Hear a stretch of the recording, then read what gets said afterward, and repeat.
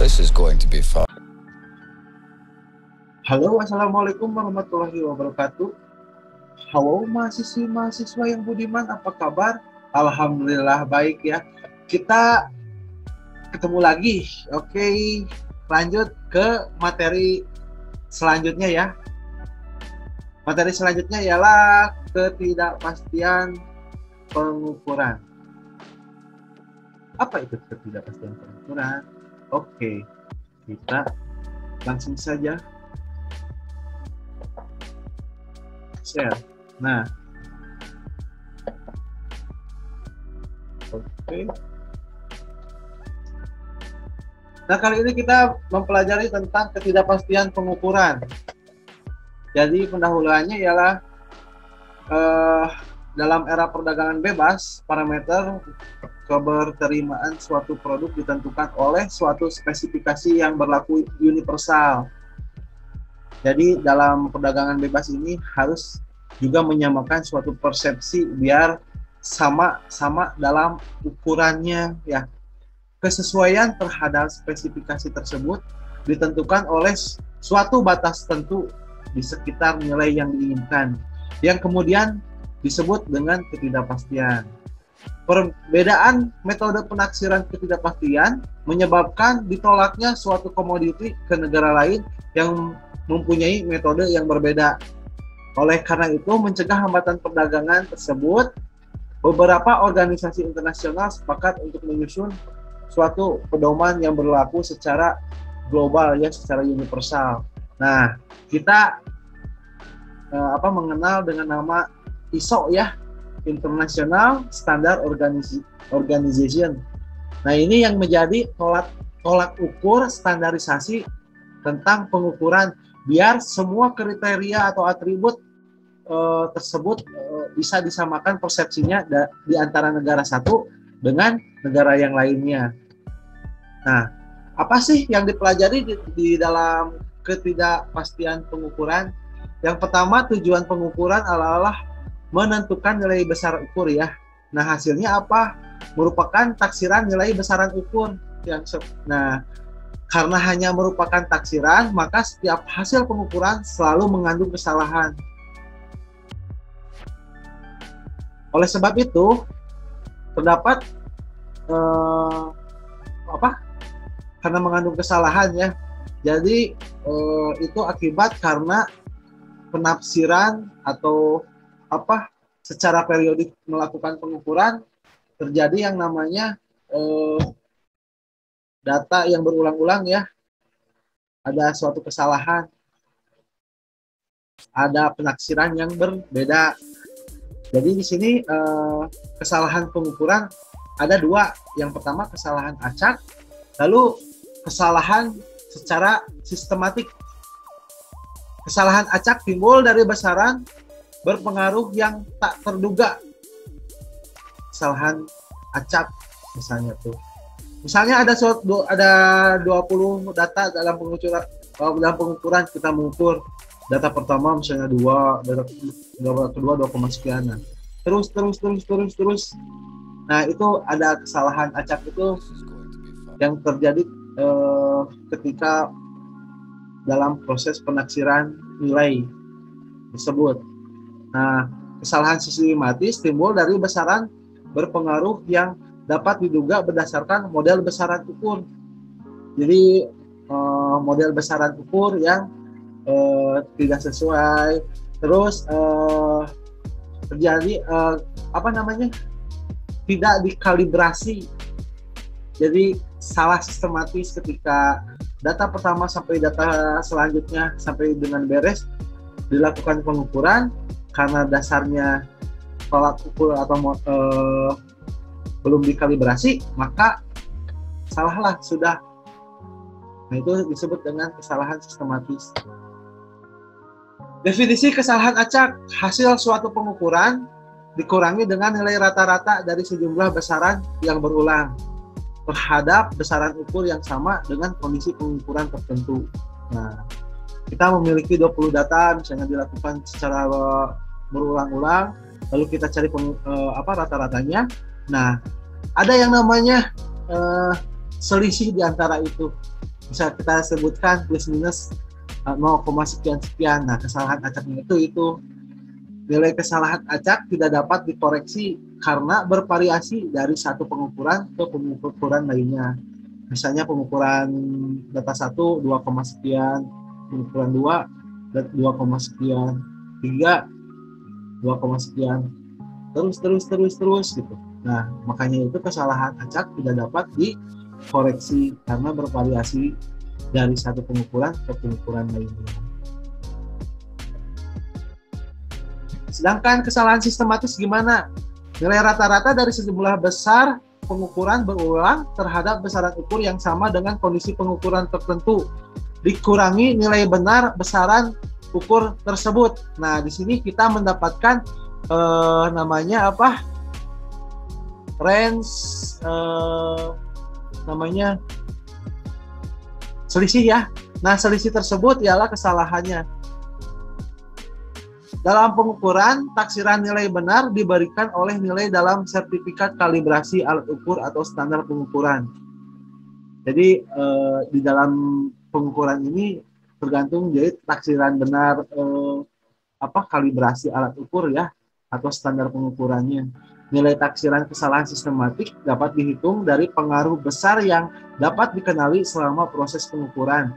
Sehingga taksiran kesalahan sistematik ini dapat dikoreksi dengan satu nilai koreksi atau faktor koreksi. Nah, nilai besaran ukur dan kesalahan pengukuran ya merupakan suatu nilai yang tidak dapat diketahui. Hasil pengukuran hanya dikatakan lengkap bila disertai dengan suatu taksiran rentang di mana nilai benar dari besaran ukur tersebut yakni besaran di dalamnya. Parameter yang menyatakan suatu rentang di mana nilai benar dari besaran ukur diyakini berada di dalamnya dengan tingkat kepercayaan tertentu. Nah, tingkat kepercayaan tertentu ya disebut dengan ketidakpastian pengukuran. Tergantung tingkat kepercayaannya nanti ya. Ketidakpastian pengukuran dapat ditaksir berdasarkan hasil pengamatan terhadap perilaku besaran ukur selama proses pengukuran dilakukan. Nah, ini akurasi. Akurasi didefinisikan dengan kedekatan dari kesesuaian antara hasil pengukuran dengan nilai benar besar ukur. Akurasi merupakan suatu konsep kualitatif. Akurasi seperti contoh ya tuh. Nilai benar tepat pada sasaran. Nah, sedangkan presisi itu kedekatan dari kesesuaian antara hasil pengukuran bebas yang dilakukan dengan kondisi tertentu. Jadi nilainya itu rapat-rapat ya. Bukan hanya tepat sasaran akurat, tapi detailnya tuh berdekatan gitu. Presisi berhubungan dengan distribusi kesalahan acak, tidak berhubungan dengan kedekatan terhadap nilai benar.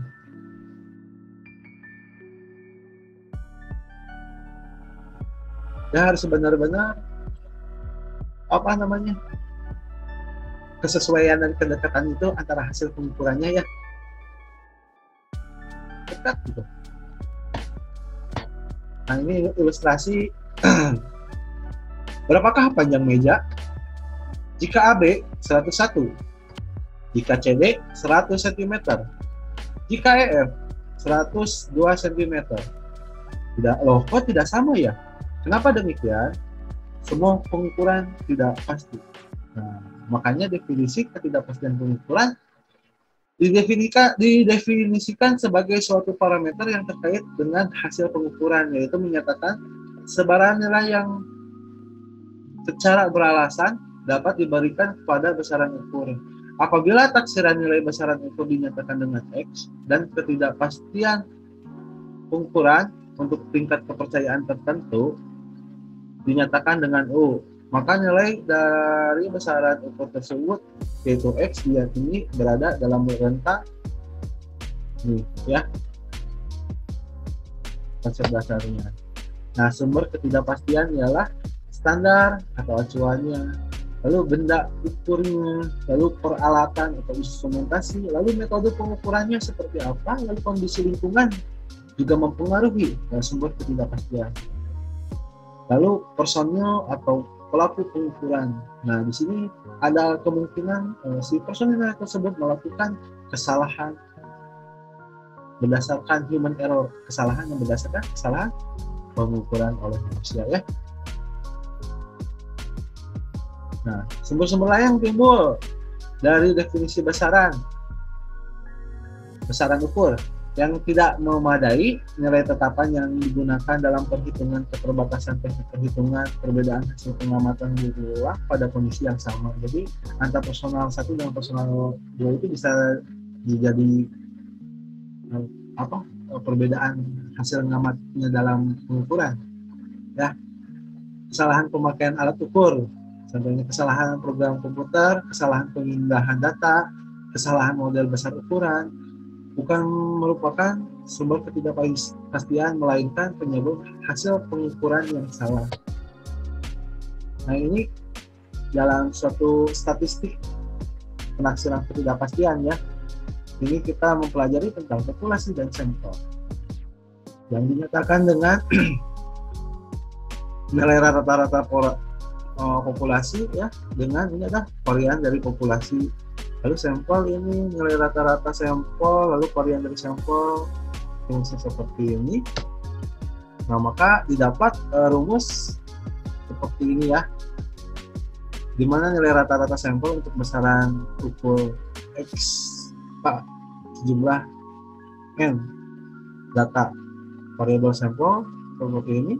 Lalu taksiran varian dari nilai rata-rata sampel seperti ini ya. Ketidakpastian dalam suatu proses pengukuran, ketidakpastian ditaksir dari pengamatan terhadap N sampel besaran ukur XK. Dari sampel besaran ukur, ketidakpastian baku dapat dihitung dengan rumus ini ya. Jadi ini ya merupakan simpangan baku rata-rata eksperimental. Nah, ini distribusi kemungkinannya bisa distribusi normal ya, di mana tingkat kepercayaannya di sini 95 plus minus ya. Kalau plus segini, kalau minus segini. Diketahui di sini roknya di tengah-tengah ya, hasil ini rata segini dan segini. Jadi interval kepercayaannya 95 derajat plus minus 2 di sini 2 ya. Nah, di sini untuk tingkat kepercayaan 95. Contohnya kita memiliki 20 data sebagai berikut. Data 1, 2 sampai dengan 20. Hitung nilai rata-rata dan simpangan bakunya. Kalau nilai rata-rata itu ialah semua hasil jumlah dibagi dengan nilainya. Bagi nilai datanya berapa?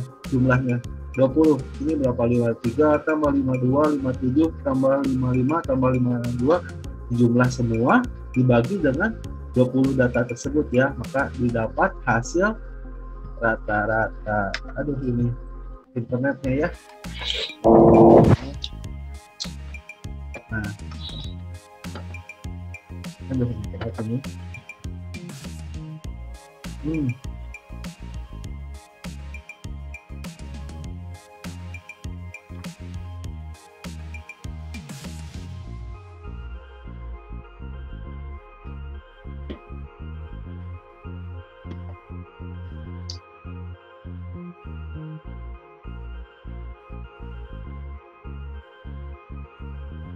Oke, lanjut lagi ya. Oke. Ini karena komputer yang nge-lag. Oke. Kita lanjut lagi aja ya.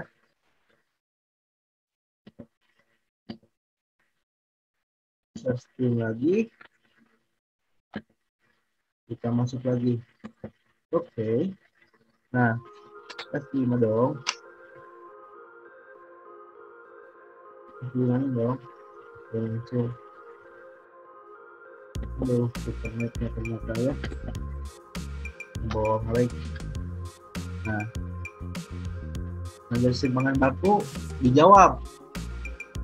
Nah, yang nilai 5,0 ini frekuensinya ada satu data, 5,1 ada 2, 5,2 ada 5, 5,3 ada 4, dijumlahin kan ini semua datanya ada 20. Nah, untuk simpangan bakunya ini rumusnya. Oke, didapat, lalu deviasi dikuadratkan, jumlah frekuensi deviasi dikuadratkan ya, jumlahnya. Oke, masukkan ke rumus. Nah, ini rumusnya. Yang pertama 100-nya 1,2. Ini data seluruhnya ya.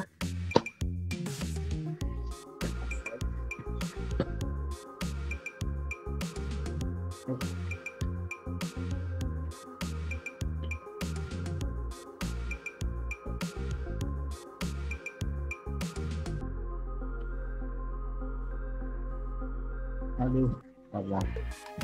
Nah, ini kan data seluruh di jumlah sebenarnya 106 dibagi dengan jumlah datanya ada 20, berarti rata-rata ialah 106 dibagi 106,2 dibagi dengan 20 ya.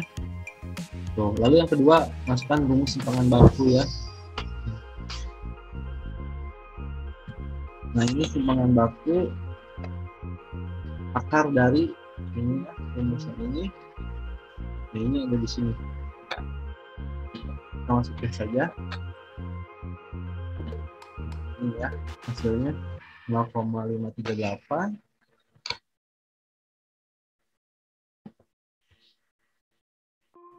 Oke, dibagi dengan ini ada nilai. Aduh. Nah, dibagi dengan ini dia jumlahnya 20 dikurang 119, maka didapat simpangan bakunya 0,168. Jadi hasil pengukuran ini ialah 5,31 plus minus 0,168. Nah, nilai kecil bekas jadi ini yang plus minus ini ya. Nah, ini dari semua data X dan hasil perhitungan di atas, maka dibuat gambar diagram penyebarannya sebagaimana dalam gambar di bawah ini. Sebelum menurut histogram hasil pengukuran dan kurva Gaussian. Nah, ini kelihatan juga hitamnya ininya. Kan seperti itu lah beberapa sampelnya. Nah, analisa grafiknya, nah ini kita tentukan juga tentang pendekatannya ya atau metodenya. Bisa menggunakan pendekatan 68%, berarti ini sebarannya seperti ini ya rumusnya. Lalu dengan tingkat kepercayaan 95, nah seperti ini rumusnya. Lalu dengan tingkat kepercayaan 99% dari sebuah sebaran. Nah, ini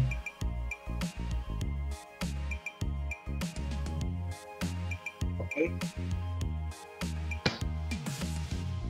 Ini penafsirannya simpangan baku dihitung kalau distribusi segi 4 atau rektangular bentangnya seperti ini.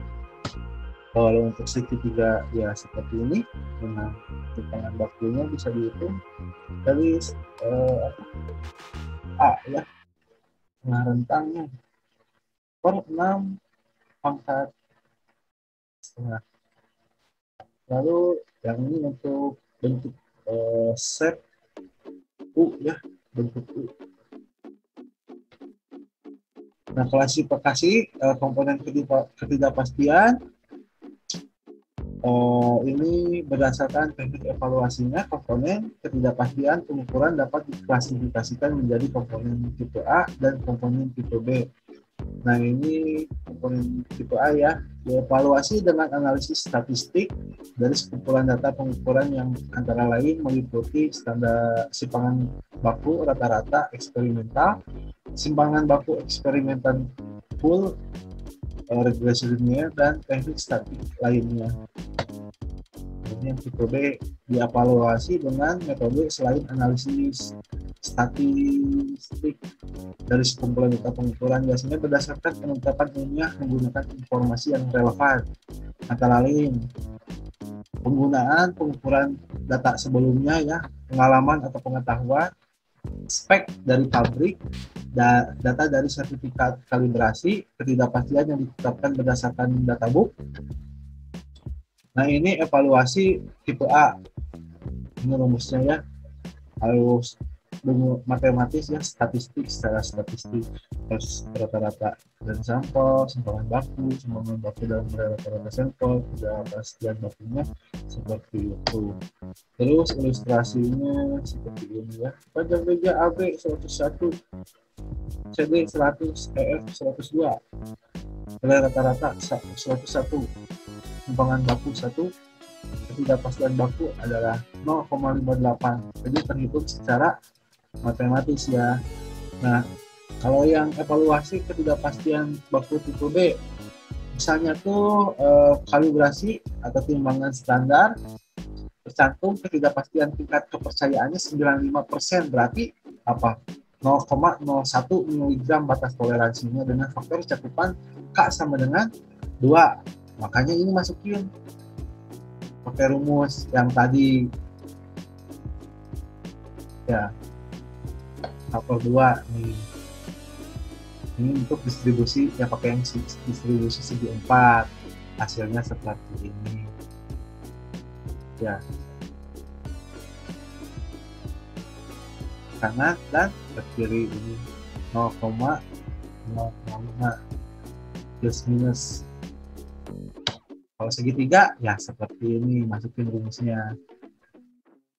Ini dikasih contoh nih seperti ini. Rentang 20 plus minus 2 derajat Celcius. Makanya 30 ke kanan, 20 ke kiri dengan rumus yang segitiga nih. Masukinnya ya, kami segini plus minus plus 1,15 plus 2 tambah sekian, 2 kurang sekian, itu batas toleransi dari ketidakpastian atau pengukuran. Ketidakpastian pengukurannya sebesar plus minus 1,15. Lalu bentuk U juga sama, masukkan rumus contohnya yang tadi, ini nilainya.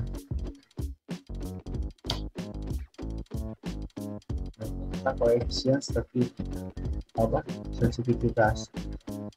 Jadi besaran suatu proses pengukuran sering dijumpai keadaan di mana besaran yang diukur merupakan fungsi dari besaran masukan keluaran. Masukan lainnya, koefisien sensitivitas menunjukkan laju perubahan besar yang diukur setiap satu satuan besaran masukan. Koefisien sensitivitas memberikan faktor konversi untuk mengubah satuan dari besaran masukan ke dalam satuan besaran yang diukur. Di besaran yang direkomendasikan ke dalam besaran yang diukur. Lalu secara matematis, laju perubahan besar yang diukur terhadap besaran masukannya dapat dievaluasi dengan turunan parsial. Nilai koefisien sensitivitas sangat bergantung pada model matematis yang menunjukkan relasi antara besaran yang diukur dengan besaran masukan. Secara eksperimental, koefisien sensitivitas dapat dievaluasi dari data pengamatan terhadap besaran yang diukur dengan mengubah nilai salah satu besaran masukan dan mempertahankan nilai besaran masukan lainnya. Nah, ini model matematis ya, seperti ini. Dengan ilustrasi bidang seperti ini ya, cara turunannya diferensial.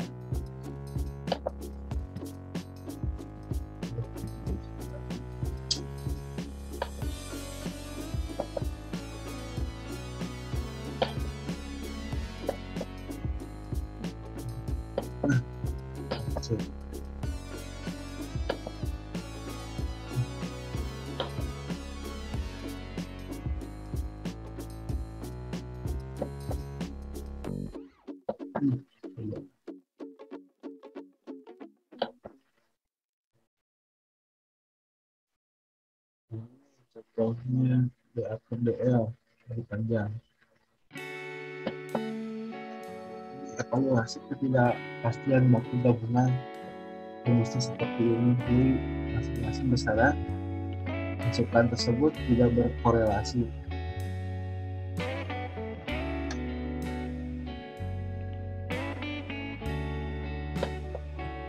Evaluasinya ini untuk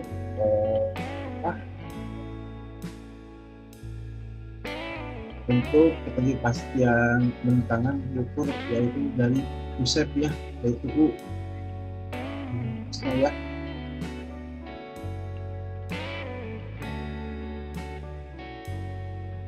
Kalian coba juga dan saya sebutkan mungkin apa?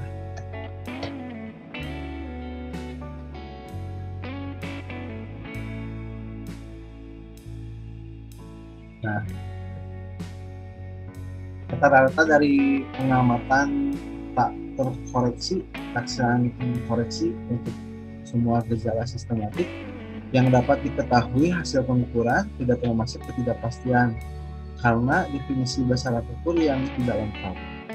Kesalahan yang tidak diketahui tidak bisa diketahui ya, undefined. Lalu kesalahan besaran ukur tidak bisa diketahui ya, besaran-besaran ukur dengan definisi yang tak lengkap. Pengukuran, kesalahan yang tidak diketahui, nilai besaran ukur yang tidak bisa diketahui, nilai besaran ukur dengan definisi yang tidak lengkap. Hasil akhir pengukuran, oke, beres. Nah, jadi kita yang harus dipahami di sini ialah tentang diantaranya ialah matematis ya, perhitungannya untuk mengukur ketidakpastiannya ya.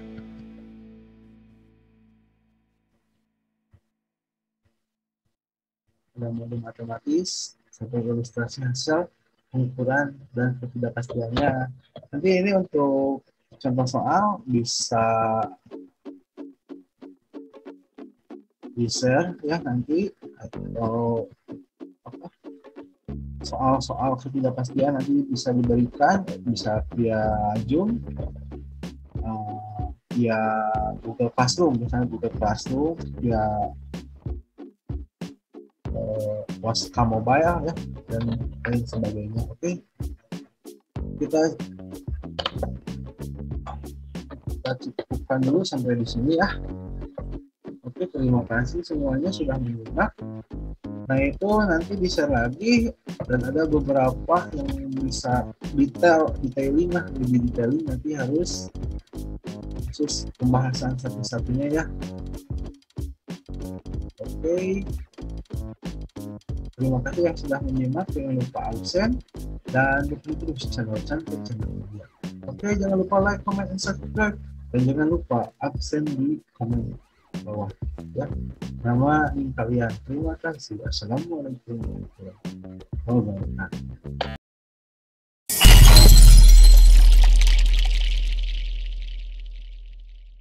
This is going to be fun.